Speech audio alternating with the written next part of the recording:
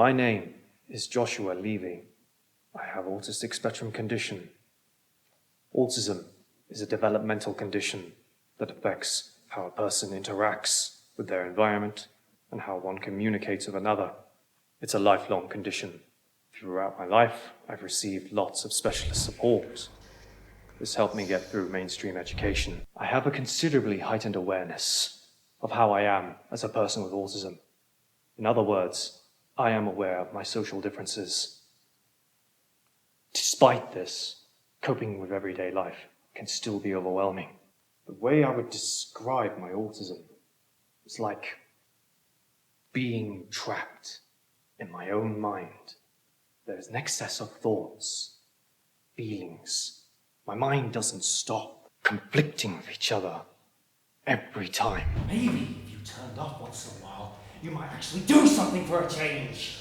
I imagine myself as two people in the same body. Well, I suppose we are, you autistic dimwit. Each struggling for control over one vessel. One is my rational self, the one that knows what is expected of me in the wider world.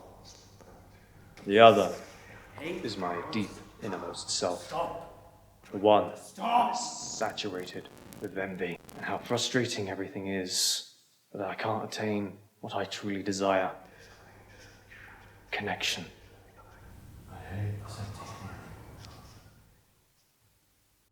When I find myself alone, particularly in my own house, it's as if I'm in a suspended state,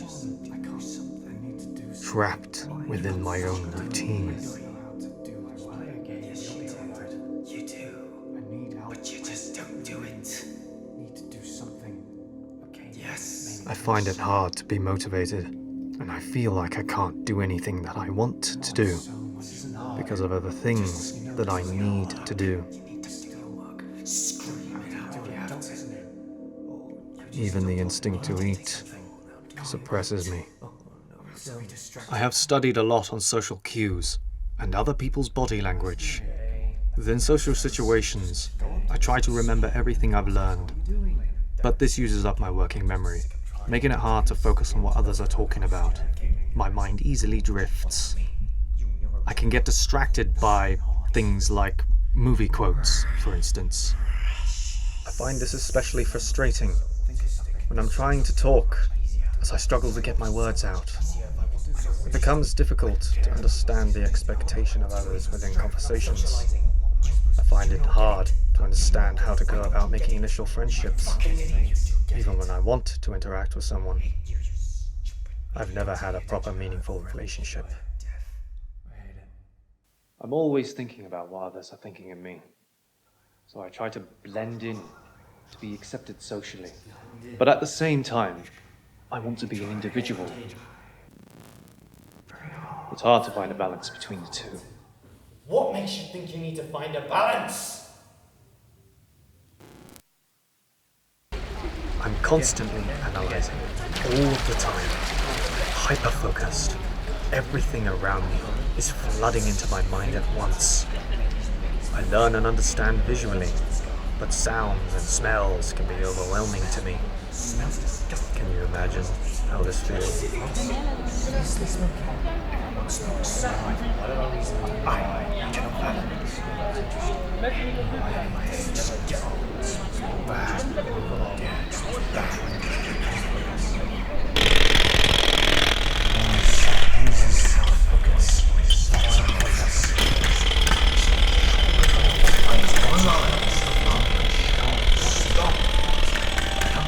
You need to concentrate. It's like a swarm of extremely aggressive wasps trying to get through a small hole at once. Some of the build-up even comes from my own paranoid assumptions, external factors versus internal, as they try to blend in with each other at once. That's what happens before I have what I call a freak-out moment. Autistic experts call the phenomenon rumblings. Different environmental factors may or may not affect individuals with autism in different ways. As they say, if you've met one person with autism, Then you've met one person with autism. Factors that affect me personally are everyday actions that people do without realizing the full impact of my emotional behavior. For me, I don't like coughing. It's an extremely loud sound, very loud and very abrupt. It's the repetitive nature of coughing that really gets to me. It's something that doesn't make sense to me. I even hate it when I cough. I really hate the sound because it's every day. What makes me different from neurotypical people is how I handle my stress. It's what singles me out from everyone else. I try to find ways to compensate for my stress, because most people bottle their stress up until they can find a way to eventually relieve it.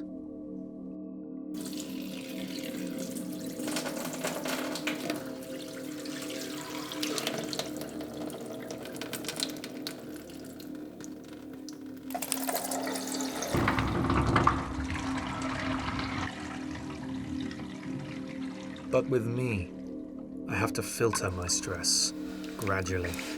I struggle to keep my emotions in. I make clicks, growls, and chirping noises, and I become more responsive to emotional factors. The vicious distortion of concentric ripples continues. I used to self-harm, whether it be hitting my head or biting myself. I once contemplated cutting myself, but I couldn't do that.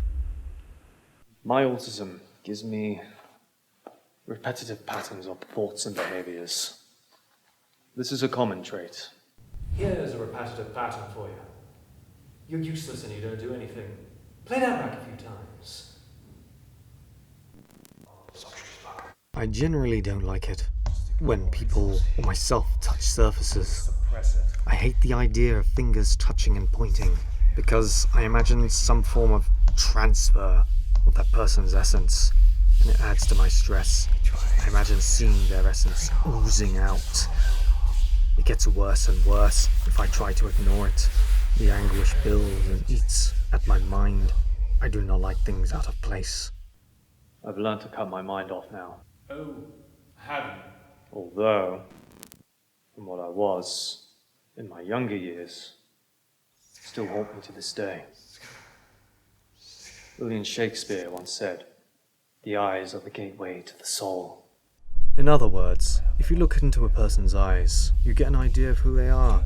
The thing is, people with autism don't look directly into the eyes, not because of a lack of care or interest. Recent research has discovered why eye contact causes an unpleasant, excessive stimulation stemming from overactivation in particular areas of the brain. Don't want you seeing me. Many people with autism say eye contact causes them stress, discomfort. For me, looking at somebody in the eyes, it's like they can see the truth of me. Rage, resentment, regret. It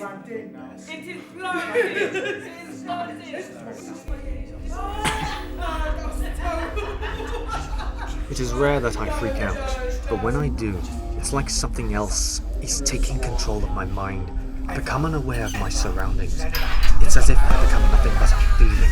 Everything blurs as the build-up crashes out like a tidal wave, ripping through my mind.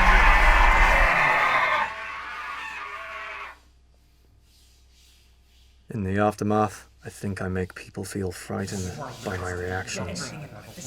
Always alone. Fuck everything. More importantly, fuck you.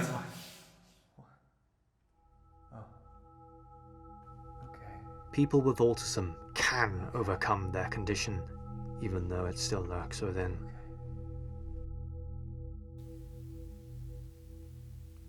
Autism comes from the Greek word autos, meaning self. I'm just still trying to find that